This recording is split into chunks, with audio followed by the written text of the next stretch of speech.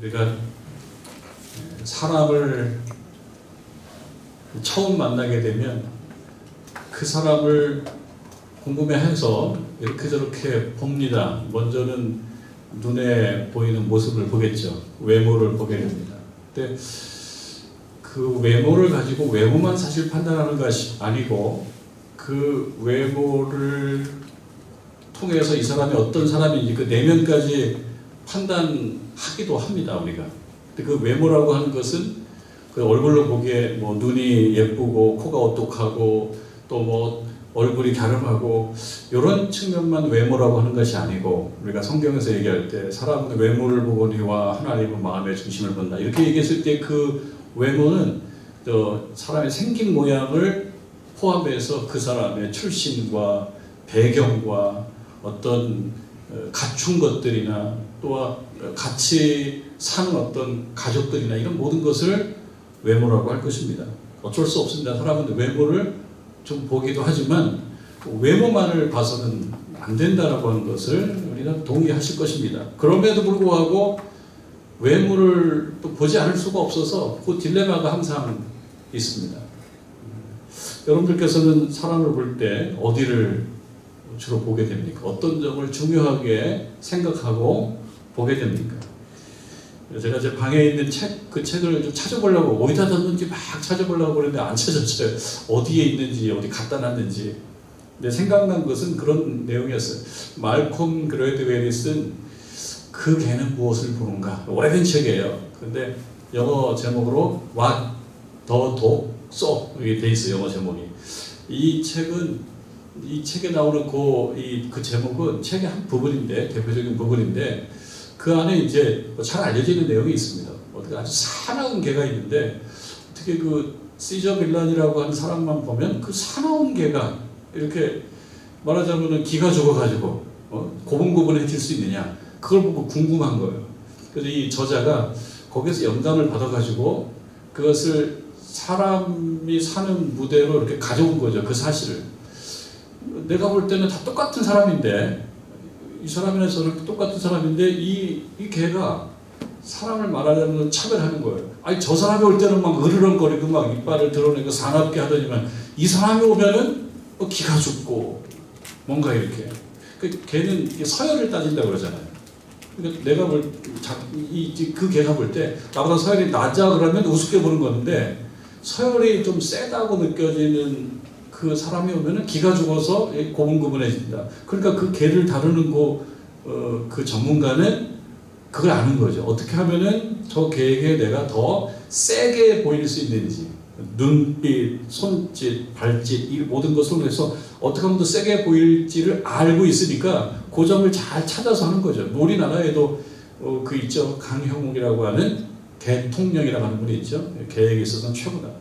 이것을 사람의 영역으로 왔을 때도 그런 원리가 좀 적용되느냐, 이런 얘기인 걸로 기억을 하게 됩니다. 사람들은 어디에서 기가 죽는지, 사람들은 어떤 사람에게서 어디에서 기가 죽고 어디에서 그 권위에 말하면 설복이 돼서 그 앞에서 고분고분해지나 라고 하는 것을 보게 되면은 거기도 뭐 이런저런 그 원리가 있다라는 그런 내용입니다. 그래서 그 책을 좀 옛날에 봤던 책을 어디 있나 이렇게 찾아봤는데 잘 안 찾아져요. 근데 기억나는 대로 말씀을 드렸습니다. 사도 바울이 고린도 교회에 있는 교우들에게 아쉬움이 있는데 어떤 거에 아쉬움이 있냐면, 사도 바울이 볼 때에는 그렇게 훌륭하지가 않아요. 그리고 그 사람을 훌륭하게 생각해서 그 사람한테 자꾸 따라가는 거를 사도 바울이 볼 때는 그게 맞지 않아요. 나쁜 영향력을 자꾸 줘요. 그게 어떤 나쁜 영향력이냐면은 일종의 세속적 가치관에 이렇게 빠지는. 그래서 그걸 볼 때 좀 유감스러운 거예요. 사도 바울이 볼 때 당신들이 보는 어떠한 그 중요한 점이 사실은 중요한 것이 아닌데 왜 거기에 자꾸 기가 죽냐, 그런 점입니다. 우리들이 살아갈 때에도 마찬가지입니다. 우리가 사람들을 만나게 되면 남성들 같은 경우는 보통 명함 문화라고 얘기를 합니다. 이제 어떤 전문가는 명함을 주고받으면서 이 명함이 나보다 세면은 뭔가 기가 죽어요. 그래서 그 앞에서 약간 고분고분해지는 경향이 있다는 거예요. 그리고 약간 서열을 이렇게 자신 스스로를 그 정도 위치로 규정을 짓고 그 앞에서 그러한 정도의 예의를 갖추게 되는 그런 면이 사람들에게 있다는 거죠. 그러니까 그 걔는 그 부분을 보지만 사람은 또 그 부분을 본다. 그 부분은 어떤 거냐? 성경에서 외모라고 얘기하는 것일 수 있고 또 좀 말씀드렸던 것처럼 명함일 수도 있어요. 겉으로 보여지는 그 어떤 면을 보고 그 사람이 훌륭하다. 그 사람이 훌륭하니까 나는 그 사람 뒤를 따라가야 된다. 아, 이 사람은 별로네. 그러니까 이 사람이 약간 무시하는. 이렇게 되는데 그거 아니다라는 얘기를 사도 바울이 하는 것입니다. 어떤 전에 있던 교회 한 권사님이 그런 고백을 했어요. 그 교회, 큰 교회에 이제 오게 됐는데 구역이 되게 많은 거예요. 이 교구에. 그 구역에 교구를 갔더니만 그 교구에 아주 그래도 좀 대표적인 권사님 한 분이 이 교회, 교구를 소개시켜 주는데 그 교구 안에 있는 권사님들을 이 구역장님들 얘기해 주는 거예요. 이 구역장님은 어느 대학을 나왔고 남편의 직업은 뭐고 이 얘기를 쭉 해주더라는 거예요. 사실 이 말이 굉장히 불편했다는 거예요. 일종의 세속적 가치관인 거예요.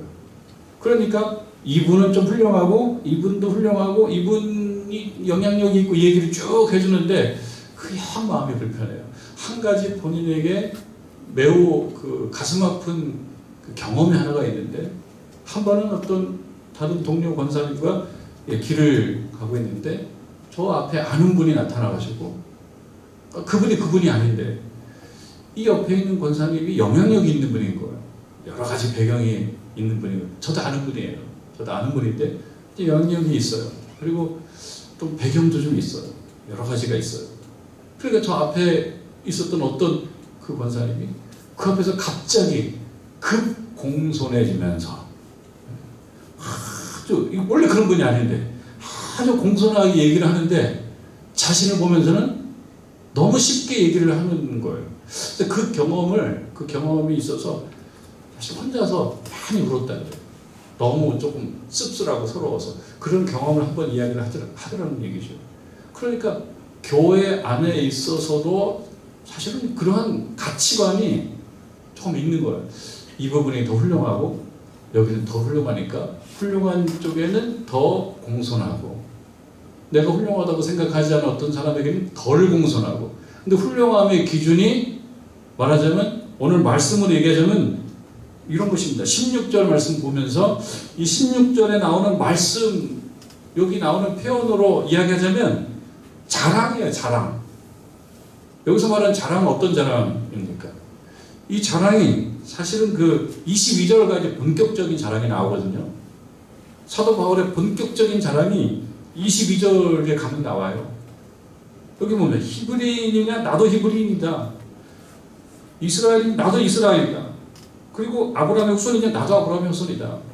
그리고 그들이 그리스도의 일꾼이냐 나도 그리스도의 일꾼이다. 그러면서 그 이력을 쭉 얘기하는데 사도 바울이 원래 이것을 중요하게 얘기하려고 했던 분은 아니에요. 이것을 중요하게 얘기하려고 했던 것이 아닌데 고린도 교회에 있는 교인들이 이러한 류의 자랑거리를 가지고 앞에 나서는 어떠한 어떤 선생들 앞에서 급 공손해지면서 그들이 하는 이야기를 자꾸 경청하고 다른 이야기들은 약간 제껴놓고 그러니까 그런 과정 속에서 어떤 일이 생기냐면 사도 바울에 대한 말하자면 그 사도적 경력을 폄훼하고 이렇게 가다 보니까 사도 바울이 전한 그 복음도 조금 제껴놓으려고 하고 그러니까 이것을 보고 그냥 둘 수가 없는 거예요. 그래서 16절에 내가 다시 말하노니 다시는 뭡니까? 또 전에 얘기했다는 거예요.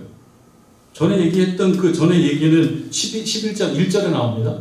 10장 1절에 원하건대 너희는 나의 좀 어리석은 걸 용납하라. 어리석다라고 얘기합니다. 무엇이 어리석으냐? 자랑이 어리석다는 거예요. 자랑을 사실은 하는 것을 본인이 원하지 않아요. 그것이 옳다고 생각하지 않아요. 그런데 부득불 어리석지만 어리석음을 내가 지금 이렇게 이걸 안 할 수가 없다. 그래서 한번 쭉 했거든요.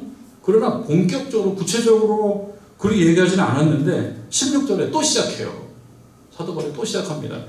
내가 다시 말하노니 누구든지 나를 어리석은 자로 여기지는 말아라. 실제 어리석은 것은 아니다. 나 실제 어리석지 않다. 여러분 지난주에 말씀드렸죠. 자신이 어리석다라고 하는 것을 모르는 어리석은 자는 어리석은 자예요. 근데 사도 바울은 지금 이것이 어리석은 거라는 걸 알지만 푸득불 지금 어리석다라고 보이는 이 모습 그대로를 한번 보여주겠다. 나를 어리석은 자로 여기지 말라. 근데 만일 어리석은 자로 생각하든 나 지금 할 수 없다. 왜냐하면 고린도 교회 어떤 성도들, 뭐 전체는 아니겠죠. 고린도 교회 어떤 성도들, 사도 바울 마음에 좀 시험이 되는, 불편을 줬던 어떤 성도님들의, 어떤 성도들의 사람을 보는 그 눈에 대한 유감스러움, 외적인 배경, 외모, 세속적인 어떤 기준들, 이런 기준들을 보고 거기에 기가 죽고 그 앞에 가서 줄을 서고 하는 이런 모습들, 이거 아니다. 세속적인 자랑거리가 사실 의미가 없는 것은 아닙니다. 여러분, 의미가 없는 건 아니에요. 세속적 자랑거리가 없는 사람은 훌륭하고 세속적 자랑거리가 많은 사람은 안 훌륭하고 이렇게 생각하는 경향도 있어요. 아무것도 내세울 게 없는 사람은 훌륭하고 내세울 것이 있는 사람들은 안 훌륭하고 이렇게도 생각하지 말아야 돼요. 세상적으로 내놓을 거리가 있는 사람도 훌륭할 수가 있고 내놓을 것이 하나도 없으면서도 정말 못된 사람들도 있어요. 이것이 핵심적 사안이 아니라는 거지, 세속적 자랑거리가 있는 사람이 뭔가 좀 문제가 있다? 그거 아닙니다. 우리가 차로 얘기하면은, 큰 차고 아주 외제차 타는 사람은 별로고, 조그마하고 소박한 차면 훌륭하냐? 꼭 그것도 아니에요. 그것이 상관이 없을 수 있다는 거지, 그렇게 생각하는 것도 잘못된 거라는 거예요. 세속적 자랑거리 있을 수 있습니다. 근데 세속적 자랑거리가 가장 핵심 사안이라고 생각하는 그 가치관, 그러한 생각은 문제가 있다는 걸 지적하는 거예요. 다시 말합니다. 어리석게 보이겠지만 내 자랑을 좀 해야겠다. 자랑처럼 들리겠지만 사실 자랑이 목적이 아니다. 이런 거라는 거죠. 어리석은 자들이 자랑을 하니까. 고린도 교회 당신들은 그 말을 듣고 그 말에 빠져서 정작 복음을 전한 사도, 자신 얘기합니다. 사도를 경시해요. 이건 잘못이죠. 어떤 사람들이 나타나가지고 이런저런 배경을 얘기하고 사도 바울은 그 배경이 없어. 그 배경이 없어. 말주변이 좀 없고 그런 얘기를 쭉 하니까 거기에 넘어가가지고 그냥 경시해버려요. 사도 바울을 경시하니까 복음도 경시하는. 내가 인정받으려고 하는 것이 목적이 아니라 어리석은 사람들이 내거는 그 자랑에 속아 넘어가지 말아라 라는 뜻에서 나도 그 기준이면 별로 부족할 게 없다는 얘기를 내가 이 시간에 어리석게 들려도 하겠다. 17절에 보니까 내가 말하는 것은 주를 따라 하는 말이 아니요. 그렇죠. 자랑하는 게 주님 따라 하는 게 아닙니다. 주님이 무슨 배경이나 이력이나 자격증이나 이런 걸 자랑했던 분이 아니잖아요. 주를 따라 하는 건 아닌 거를 일단 내가 전제하겠다. 주를 따라 하는 말이 아니요. 오직 어리석은 자와 같이 그 줄에 서서 나도 그 기준으로 한번 말해볼 테니 들어보면 놀랄걸? 나도 만만치 않은 사람이야. 그런데 얘기를 안 해서 그렇지. 왜? 그 기준이 사실 내가 깨닫고 나서 보니까 중요한 것이 아니라는 것을 깨달았기 때문에 그걸 강조 안 해서 그렇지. 실제로 그 말 하자 보면 나도 내세울 게 많다니까. 한번 들어보실라고? 이런 거죠. 기판 없이 자랑하노라. 18절. 여러 사람이 육신을 따라 자랑하니 나도 자랑하겠노라. 이거 사도 바울이 다른 사람들이 자랑하니까 나도 앞으로 자랑해야지 그런 것이 아니라 육신을 따라 자랑하는 그 사람들의 기준, 그 기준이 잘못됐다라는 것을 내 자랑을 통해서 깨달으면 좋겠다. 그런 이야기입니다. 19절 말씀은요, 조금 말하자면 좀 좀 비꼬는 말로도 드릴 수가 있어요. 19절. 너희는 지혜로운 자로서 어리석은 자들을 기쁘게 용납하는구나. 여러분, 이 말씀은 뭡니까? 고린도 교회 여러 교우들 지혜로운 거 알겠다. 똑똑하고 교양이 있고 공부 많이 하고 그거 알겠다. 그 똑똑한 거예요. 그 똑똑하고 지혜롭고 교양이 있고 많이 배우고 배경이 있고 갖춘 게 많으면 그럼 뭐가 중요한지를 봐야 되는데, 그런데 이 뒤에 말씀 뭡니까? 어리석은 자들을 기쁘게 용납한다. 아니, 또 지혜로운 자라면 어리석은 자를 기쁘게 용납하지 말아야 되는 건데 기쁘게 용납해요. 그러니까 이걸 보고 어떤 똑똑이라고 합니까? 헛똑똑인 거죠. 헛똑똑이에요. 많이 배우고 공부한 거 좋은데 많이 배운 게 독이 돼버려요. 많이 배워서 많이 배운 게 훌륭한 사람이라고 생각해버리는 것은 잘못한 거죠. 많이 배우면서 지혜가 높아져야 되는 거죠. 예, 우리 어제 우리 교우들과 우리 은혜의 길 모임 같이 가지면서 같이 모여서 대화를 좀 하는 중에 뭐 그런 얘기 좀 나눴어요. 이제 지금은 예쁘게 꾸미려고 해도 잘 안 예뻐진다고. 권사님들 이야기입니다. 예쁘게 꾸미려도 잘 안 예뻐진다고. 그래서 제가 그랬습니다. 권사님 예쁜 걸로 승부를 걸지 마시라고. 좋은 얼굴로 승부를 걸으시라고. 그렇게 이야기를 했습니다. 이거는 뭡니까? 세월이 갈수록 배경이나 외적인 외모는 일시적인 거거든요. 사실 뭐가 중요하냐? 더 중요한 가치는 좋은 사람 되는 게 더 중요한 가치인데, 좋은 사람 되는 것이 아니고 외모가 더 출중한 사람이 훌륭하다라는 그 가치관을 갖게 되는 것이, 이것이 문제인 거예요. 그런데 19절에 너희가 지혜로운 자다, 많이 배우고 똑똑하고 교양이 있는데 어리석은 자들을 어떻게 이렇게 구분을 못하냐. 보는 눈이 너무나 없다.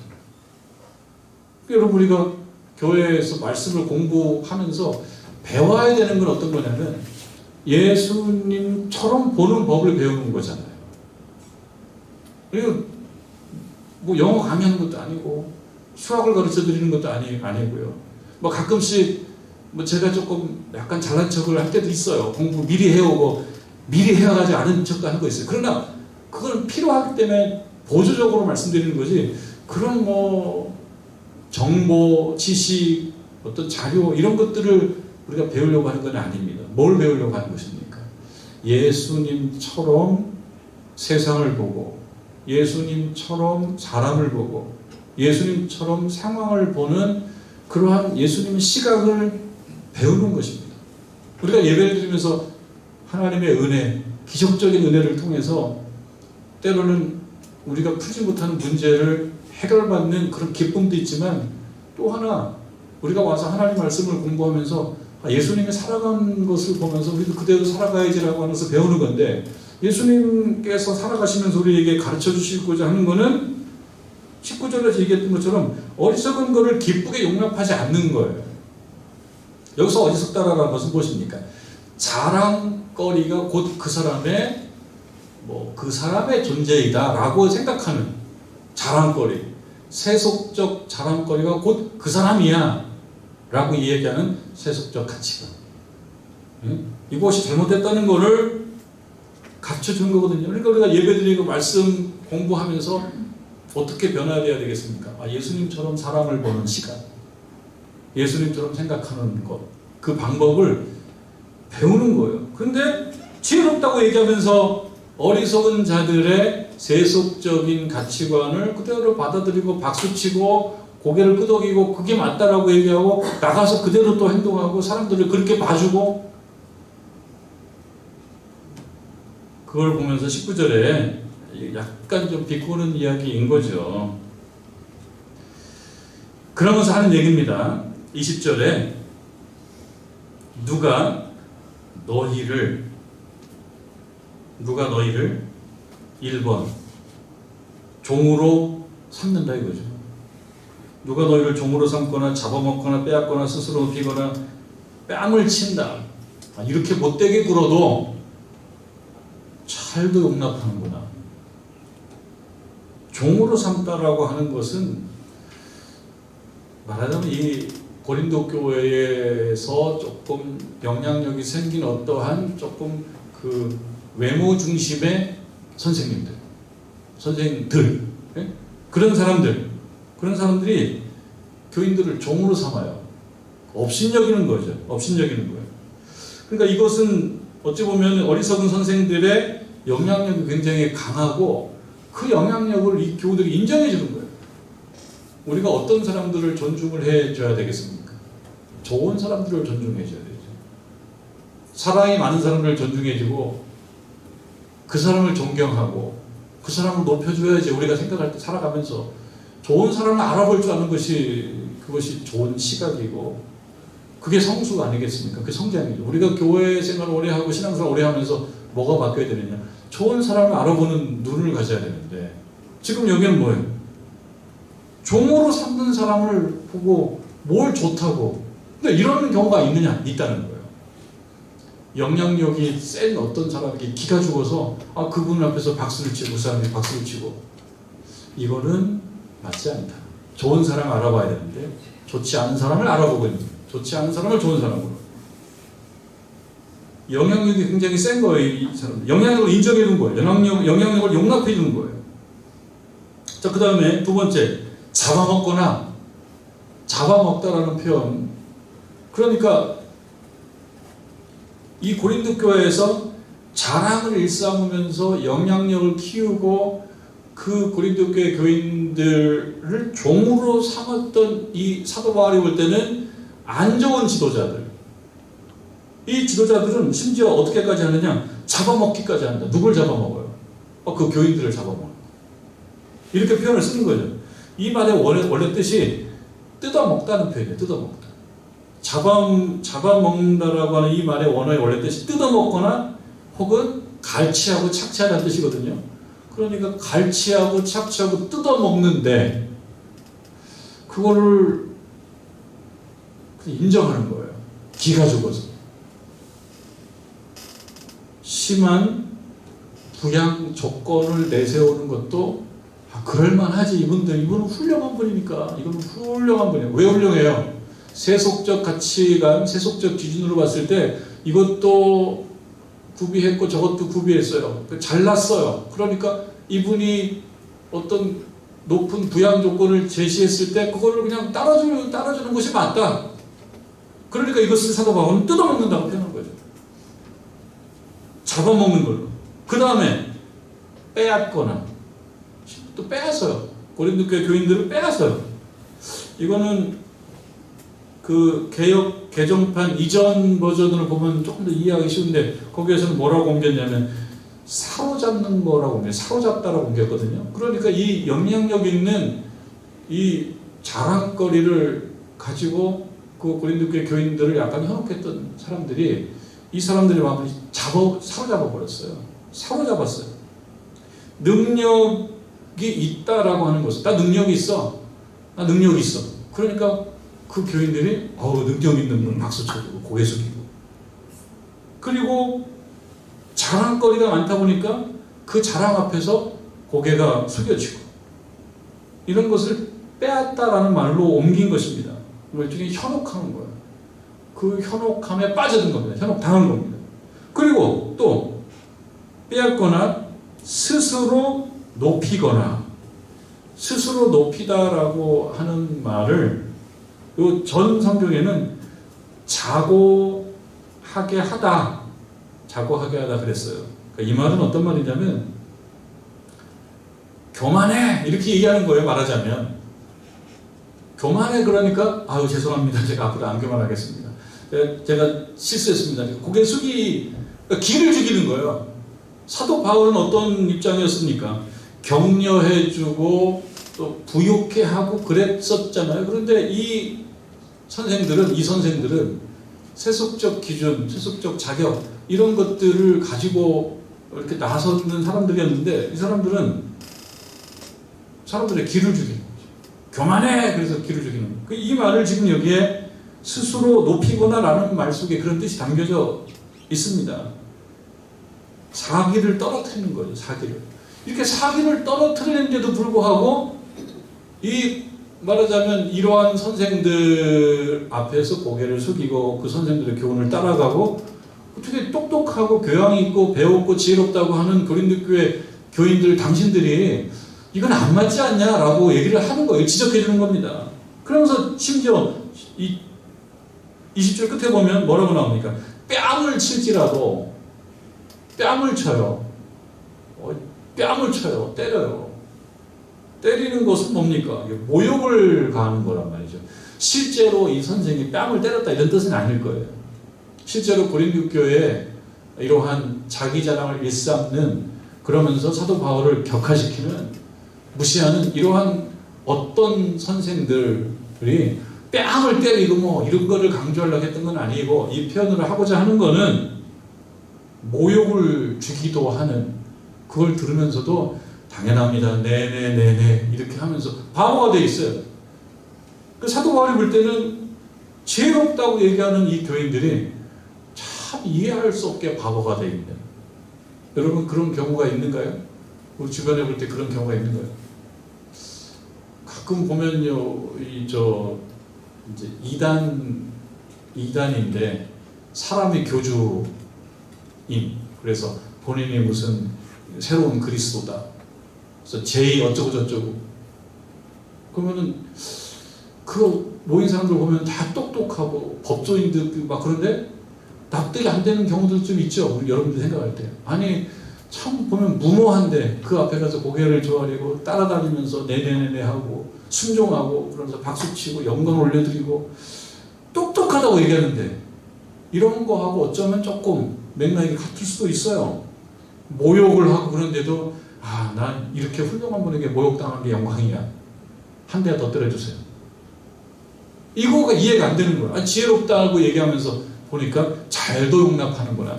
그런데 정말 지혜로운 사람은 나거든. 정말 여기서 뭡니까? 정말 좋은 선생은 나거든. 근데 어떻게 나를 못 알아보냐? 이게 답답하니까. 그럼 그 기준으로 나도 한번 해볼 테니까 이제 한번 시작 한번 해보자. 내 말을 한번 들어봐라. 그래서 20절에 요즘에 여러분 언론에 잘 등장하는 말 중에 가스라이팅이라는 말이 있잖아요. 가스라이팅을 대략 아실 거예요. 이게 사실은 찾아보니까 1938년도 영어로는 그냥 게스라이트라고 하는 연극이 있었대요. 거기에 나오는 이야기가 그런 내용이었다고 합니다. 그래서 이것이 이제 어원인데요. 가스라이팅 한다. 이 말은 타인의 심리, 상황을 교묘하게 조작해서 그 사람이 스스로 의심하게 만듦으로써 타인에 대한 지배력을 강화하는 행위래요. 심리학에서 하는 얘기래요. 요즘에 그런 말 많이 나오죠. 그러니까 예를 들면 이런 거예요. 부모님이 자식들을 가스라이팅도 한대요. 사실이 어떤 말로 다 널 위해서 하는 말이야. 다 널 위해서 하는 말이야. 사실은 자기들 위해서 하는 거면서 공부하는 거 다 널 위해서 하는 거야. 이런 면이 되게 자료를 찾아보니까 그런 말이 나와요. 너는 참 착하잖아. 무슨 뜻이야? 착하니까 착하게 해야지. 너 지금 안 착해. 지금 이런 것들도 이 안에 들어간다고 그래요. 그래서 가스라이팅인데요. 지금 이 사도 바울이 20절에서 하는 얘기가 너를 때리는데도 모욕을 주는데도 그 앞에서 고개 숙이고 훌륭하다고 얘기하고 얼마나 가스라이팅을 당했냐. 지금 교묘하게 조작했는데 다 넘어갔다. 그래서 이 부분을 지적하는지 알 수가 없다. 그래서 21절 말씀에 나는 우리가 약한 것 같이 욕되게 말하노라. 이 부분은 좀 번역이 우리가 쉽게 이해하기가 조금 쉽지 않게 되어 있는데요. 쉽게 옮기면 그런 겁니다. 나는 마음이 약해서 그렇게 못했다. 내가 마음이 약해서 그 선생들처럼 가스라이팅 못했고 그리고 강하게 밀어붙이지 못했고 그래서 내가 그대들 앞에서 좀 무시당했나 보다. 그러나 나도 한번 해볼까? 그래서 지금 이 뒷부분에 욕되게 말하노라. 그러나 누가 무슨 일에 담대하면 과감하게 자기 자랑하고 가스라이팅하고 뭐 자기 훌륭하다고 얘기하고 나도 한번 해보겠다. 어리석은 말이 나면 나도 한번 해보겠다. 그게 이제 21절 말씀입니다. 그러면서 22절부터 쭉 나옵니다. 유명한 말씀 나와요. 사도 바울이 자신에 대해서 자기의 이력, 자기의 배경, 자기의 훌륭한 점, 그 세속적 기준, 자랑거리라고 하는 그 기준에 비춰봤을 때 나 빠질 거 없어 라고 이야기하면서 쭉 얘기하는 거예요. 나중에 다른 본문에서 또 그런 얘기가 있지만 여기서 얘기하는 건 나 히브리인이야. 히브리인이라고 하는 그 말은 나 인종적으로 나 정말 히브리인이야. 이방인 아니고 나 히브리인이야. 그쪽이 말하자면 성지, 나 성지 출신이라고 인종적으로 혈통적으로 성지 출신이야. 그리고 또 나오죠. 이스라엘인이냐? 나도 이스라엘이다. 그렇게 얘기합니다. 이스라엘이라고 하는 것은 하나님께서 나는 그대들은 내 백성이고 나는 그대들의 하나님이 되리라. 히브리 사람이 아니고 이제 이스라엘이 되는 거예요. 그다음 이스라엘은 하나님의 백성. 나 하나님의 백성이야. 그리고 그들이 아브라함의 후손이라고 얘기해? 나도 아브라함의 후손이지. 그런 얘기를 하고 있습니다. 언약 백성이나 나도. 그러나 사도 바울은 이 조건을 중요하게 생각하지는 않아요. 내가 히브리인이고 이스라엘이고 인이고 언약 아브라함의 자손인 거를 지금까지 이게 중요한 조건이라고 생각하지 않아요. 다메섹으로 가는 길에서 우리 예수님 만나고 난 다음에 회심하고 변화되면서 이 기준이 딱 죽었어요. 이 기준이 아니에요. 그러나 지금 무득불 이 어리석음을 내가 말하지 않을 수가 없다. 어리석은 선생들이 이 조건을 말한다면 나도 결코 부족하지 않다. 그러면서 이어집니다. 23절 그들이 그리스도의 일꾼이냐? 정신없는 말이지만 내 자랑하는 것이 그래 나도 어색하고 좀 쑥스럽지만 나도 그리스도의 일꾼이지. 내가 그리스도의 일꾼이라는 걸 한번 얘기해볼까? 얼마나 내가 훌륭한 일꾼인가? 자, 들어보니까 그래요. 여러분 교회를 하면서 이런 경험 혹시 있으신가요? 나는 난 더욱 그리스도의 일꾼이다. 내가 수고를 넘치도록 하고 대가 없이 수고를 넘치도록 하고 옥에 갇히기도 많이 하고 주의를 하다가 이거 중요한 건데 내가 말 안 해서 그렇지. 내가 옥에 많이 갇히기도 했다니까. 그거를 쉽게 생각하지만 옥에서 갇히는 거 쉬운 일 아니야. 더 많이 했다. 매주 수없이 맞았다. 주의를 하다가 그리스도의 일꾼 노릇하다가 죽을 고비 여러 번 넘겼다. 죽을 고비. 그리고 이제 24절에 매를 여러 번 맞은 거에 대해서 구체적으로 얘기합니다. 유대인들에게 40에서 하나 강한 매 39번 때리는 거예요. 39대를 그냥 막 때리는 거예요. 마음으로 때리는 이거는 사람이 할 노릇이 아니라 그래서 이제 사실은 39에서 멈춰진 거예요. 이게 그러니까 매를 때리는 것 중에서 제일 센 게 39대 때려요. 39대 때리는 이 벌을 내가 유대인들에게 5번을 말 5번. 무지하게 세게. 전에 싱가포르를 간 적이 있는데요. 거기서 들었어요. 싱가포르에는 태형이 있대요. 태형은 때리는 거거든요. 그래서 거기 잘못을 하게 되면은 때리는데 그때 제가 들은 말로는 사람이 때리는 게 아니라 기계를 때린대요. 무지하게. 맞다가 살이 터지면 더 때릴 수 없잖아요. 그러면 아물고 난 다음에 또 오라고 그래서 다시 보내고 그 대수를 맞춰야 돼요. 엄청 아픈. 그러니까 그런 매를 맞은 거예요. 그런 매를. 그리고 25절에 3번 태장으로 맞고 3번 태장으로 맞고라고 하는 거를 어떤 번역을 보면 몽둥이로 맞았다 이런 표현을 쓰고 또 채찍으로 맞았다. 3번역에는 채찍으로 나오거든요. 채찍으로 맞았다. 또는 몽둥이로 맞다. 무식하게 맞은 겁니다. 3번 태장으로 맞고 1번 돌로 맞고 돌도 맞았어요. 돌도. 3번 파선하고 일주일을 깊은 바다에서 지내고 그러면서 여러 번 여행하면서 전도 여행하면서 강의 위험, 강도의 위험, 동족의 위험.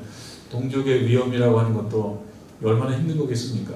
여러분 같은 교인인데 교인을 괴롭힐 수도 있어요. 경쟁 심리로. 같은 동족, 유대인들의 위험, 이방인들의 위험, 시내의 위험, 광야의 위험, 바다의 위험, 거짓 형제 중의 위험. 그리고 27절에 수고하며 애쓰고 여러분 자지도 못하고 줄이고 목마르고 여러분 굶고 줄고 춥고 헐벗었다. 뭐 하다가? 주의 일하다가. 근데 주의 일꾼이 그러면서 일꾼, 그리스도의 일꾼이라고 막 내세우고 대우받고 그러는 거 보면 사도 바울 입장에서 한편으로는 그대들이 태권도 한 5급쯤 되면 나는 7단이다. 이렇게 얘기하는 거예요, 말하자면. 조금 태권도 배워가지고 태권도 잘한다고 돈 입고 다니는 거하고 비슷한데 내가 정말 태권도 하고 얘기하면은 내가 지금 7단인데 뭐 이런 얘기하고 비슷한 것입니다. 그리고 28절에 이 외의 일은 고사하고 아직도 날마다 내 속에 눌리는 일이 있는데 이게 뭐냐? 곧 모든 교회를 위해서 염려하는 것. 이걸로 따지면은 그래 한번 얘기해보자. 나만큼 교회를 걱정하고 나만큼 교회를 생각하며 나만큼 염려하고 주의 일을 하는 일꾼이 있으면 나와봐라 그래. 내가 그걸 자랑하려고 하는 게 아니라 자꾸 그 가치관을 가지고 얘기하니까 29절에 누가 약하면 내가 약하지 아니하며 어떤 사람 교인들이 약해요. 그걸 보면 마음이 아픈 거예요. 공감하는 거예요. 공감하는 거 참 중요하지 않습니까? 공감하는 거.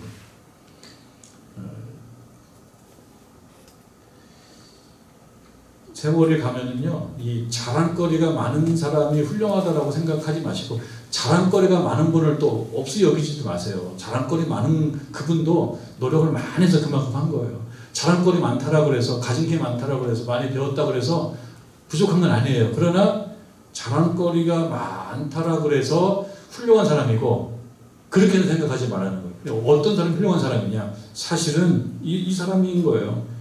약하면 약해지고 약한 사람 앞에서 약해질 줄 알고 아픈 사람 앞에서 같이 그 아픔을 공감할 줄 알고 이런 사람이 훌륭한 사람이라는 그 시각과 그 가치관을 교회에서 배워야 되는 거죠.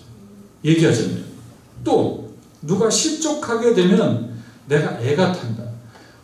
교인이 실족해요. 여러분들 같은 교인으로서 어떤 교인이 실족하다는 건 뭐예요? 정말 넘어진 거예요.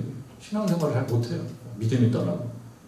그럼 그걸 그냥 뭐라 그러나요? 대면대면이라고 해야 되나요? 보는 둥 마는 둥. 보는 둥 마는 둥. 그럴 수 있지라고 편하게 생각하고 나한테 하나도 충격이 없는 거는 그건 그리스도 일꾼이라고 얘기하기에는 부족하다는 거예요. 사도 바울이 얘기할 때. 굳이 얘기하자면 내가 그런 경우 난 마음이 너무 아프다는 거죠. 그게 일꾼이지, 그게 일꾼이지 하는 얘기를 하고 있는, 자랑하려고 하는 게 아니라 굳이 일꾼을 얘기하자면 나 정도쯤 돼야지 일꾼이지. 누가 실족하게 되면 내가 애가 타요. 잠이 안 와요. 저분을 어떻게 하면 교회에 다시 나오게 할 수 있을까? 어떻게 하면 신앙을 다시 잡게 해줄 수 있을까? 어떻게 하면 하나님 더 믿게 하고 그 믿음 생활 떨어진 걸 보고 어떻게 하면 작업 끌 수 있을까? 내가 밥이라도 몇 개 사줄 수 있으면 혹시 그 사람 마음이 달려올까? 내가 시간을 내주고 같이 대화를 해도 한참 해주면 그 믿음이 다시 올라설까라는 마음으로 어떻게든 해보려고 하는 그 애타는 마음. 그게 있어야지 그리스도의 일꾼이지. 따지고 보면 그게 아니냐. 나는 사실 그렇다 얘기하자면 말을 안 해서 그렇지. 그러니까 우리가 세월이 가고 또 신앙의 경력이 쌓아지면서 사실 그 실력이 생기는 게 중요하죠. 어떤 사람이 훌륭한 사람이냐? 공감할 줄 알고 같이 아파할 줄 알고. 어떤 사람이 좋은 훌륭한 일꾼입니까? 여기 나오는 것처럼 누가 약하면 같이 약해지고 울면 같이 울어줄 수도 있고 같이 가줄 수도 있고 그 자리에 같이 가주고 같이 손잡고 가주기도 하고 그런 것이 훌륭한 거다. 그런 것이 훌륭한 거.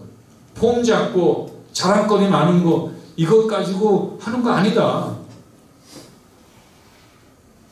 30절 말씀 유명한 말씀이죠. 내가 부득불 자랑할진데 그러나 정말 진짜 자랑거리는 내가 약한 것을 자랑하겠다. 내가 약한 것을 자랑. 진짜 자랑거리는 이거는 내가 그대로 자꾸 그런 얘기 하니까 나도 얘기한 거지. 진짜 중요한 거는 내 약한 것을 자랑하겠다. 여러분 약한 거 자랑할 만한 겁니까? 냉정하게 생각하면 약한 거 자랑할 만해요? 약한 것을 자랑하겠다. 이 말의 의미는 뭐냐? 이거 생각하고 마치겠습니다. 이거 의미가 뭘까? 약한 것을 자랑한다. 약한 것은 아름답습니까? 얼마 전에 한 일간지에 예전에 뭐 신구 7조인가 이런 글을 써가지고 유명해진 농객이 있어요. 조은산이라고 하는 젊은 사람인데요. 글을 너무 잘 써가지고 일간지에 칼럼을 써요. 근데 얼마 전에 그 칼럼을 읽었는데요. 그 제목이 이래요. 저보다 한 10살 어린 분으로 알고 있는데 이런 제목이에요. 어느 정치인의 축처? 누가 가난을 활용하는가? 이런 글을 썼어요. 누가 가난을 활용하는가? 핵심 요약하면 이렇습니다. 가난은 뭐냐? 살림이 넉넉지 못한 거고 또 그런 상태가 가난이라는 거죠. 그러면서 이런 표현을 씁니다. 가난이 청국장이래요. 가난은 청국장이다. 혼자 먹을 때는 맛있대요. 전철을 타보면은 실체가 나온대요. 전철을 타보니까 구린내였다. 가난은 타인의 시선을 통해서 내가 청국장 먹을 때는 좋았어요. 그런데 누가 나 청국장 먹었다고 무슨 뭐 스파게티나 무슨 뭐 스테이크 안 먹었다고 청국장. 난 청국장 좋았는데 합쳐놓고 보니까 차별이 생겨. 집 스테이크 아니야 청국장. 청국장 좋은데. 가난은 타인의 시선을 통해서 구체적인 실체를 얻는데요. 비교를 통해서 인식되고 강해지는 괴물이 가난이래요. 가난은 괴물이래요. 괴물. 가난을 어떻게 극복할 수 있냐면은 가난은 죄가 아닌데 가난을 물려주는 것은 죄다라고 하는 책임감을 갖는 것으로부터 가난을 극복할 수 있다. 멋있는 말을 했어요. 자, 그런데 하고 싶은 얘기는 뭐냐면 이분이 이런 얘기를 하는 거예요. 그런데 가난을 실제로 많이 찬양하고 가난이 훌륭한 거고 가난이 의고 가난을 권장해요. 그 가난하지 않은 사람은 죄인이 되어버리는 그런 면도 있다는 거예요. 사실 그렇죠. 가난하지 않은 게 죄가 아니죠. 가난하지 않은 사람이 못된 게 죄지. 가난하지 않은 사람이 못된 게 잘못이지. 가난하지 않은 사람이 사랑이 많은 건 잘못이 아닌데 가난하지 않은 사람이 잘못이야. 그런 식으로 다 예전에 그렇게 역사적으로 그런 시대가 있었다는 거예요. 그래서 가난은 찬양하고 가난은 권장해요. 그래서 가난은 왜 그러냐? 모든 분노의 원천이래요. 가난이라고 하는 것은 에너지가 굉장히 강한 폭발력이 있는 거예요. 이거 잘 활용하면 막 모을 수 있대요. 시기와 질투의 매개체이기 때문에 도구가 된 가난은 추악한 아름다움을 지켜내야 된다. 가난이 도구화가 되면은요, 추악한 아름다움을 지켜내는 거예요. 이게 가난이 추악한 건데 이 가난이 아름답다라고 자꾸 얘기하면서 어떤 사람이 가난이 아름답다고 얘기하냐? 부자들이. 그 자신들의 부라는 거. 왜 그러냐? 가난은 쓸모가 있어요. 그것을 이용하면은 이 부가 쌓이는 거예요. 그래서 결론이 뭐냐면 가난은 아름답지 않다. 가난은 결코 아름답지 않다. 가난은 더러운 것이다. 그것을 경험해본 사람만이 아는 진실이다. 근데 경험도 안 해보고 가난이 멋있고 가난하지 않은 사람 잘못이고 이게 자기는 가난을 경험해본 사람으로서 너무 말이 안 된다는 거예요. 그러니까 가난은 아름답지가 않아요.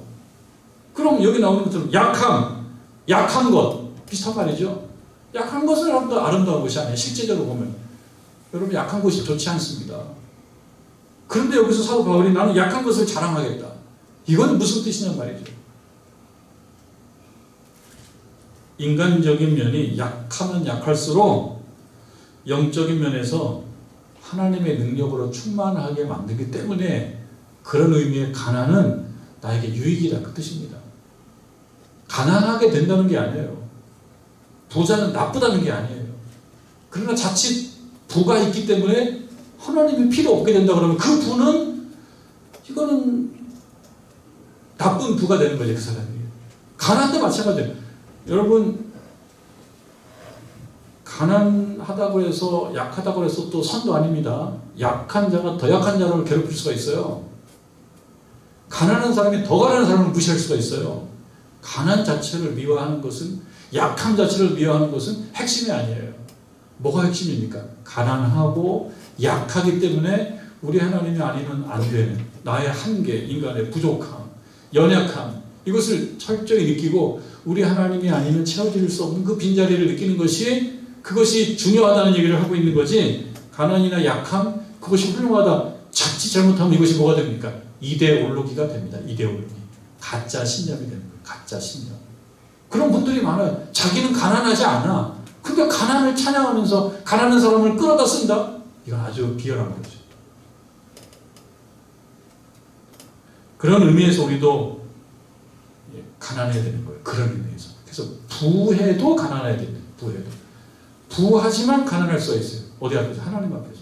내가 부하지만 이 부가 나를 행복하게 하는 게 아니라 우리 하나님께서 나를 지켜주시는 것입니다. 라고 느끼는 것이 맞다. 그것이 여기 나오는 것처럼 내가 약한 것을 자랑한다. 내가 약할 때 오히려 하나님과 더 가까워졌고, 내가 약할 때 하나님을 더 부여잡았고, 내가 약할 때 믿음이 더 깊어졌고, 이 약함 자체가 아름다운 게 아니라 그 시간을 통해서 내가 하나님과 가까워졌기 때문에 그러한 류의 약함이 나에게 유익이었다는 얘기를 하는 거지, 무조건 가난, 무조건 약함, 이것을 미화하거나 찬양하거나 권장하거나, 그거는 자칫 이데올로기가 되는 거예요. 이데올로기가. 가짜 신념, 허위 신념이 될 수 있다. 여러분, 하나님 앞에서 약한 것을 자랑하시길 바랍니다. 하나님 앞에서 약한 거예요. 약한 것이 아름다운 것이 아니고, 가난이 아름다운 것이 아니라 하나님 앞에서 심령이 가난한 거고, 하나님 앞에서 약한 것, 하나님 앞에서 그 뜻에 우리가 고개를 숙이는 그런 약함을 자랑하고, 여기 나오는 것처럼 세속적 자랑거리를 계속 이야기하고 그것을 중요 가치관으로 삼는 것은 뭐다? 어리석은 것이다. 그러나 어쩔 수 없기 때문에 내가 오늘만 어리석겠다. 오늘만. 내일부터 다시 원인으로 돌아가겠다.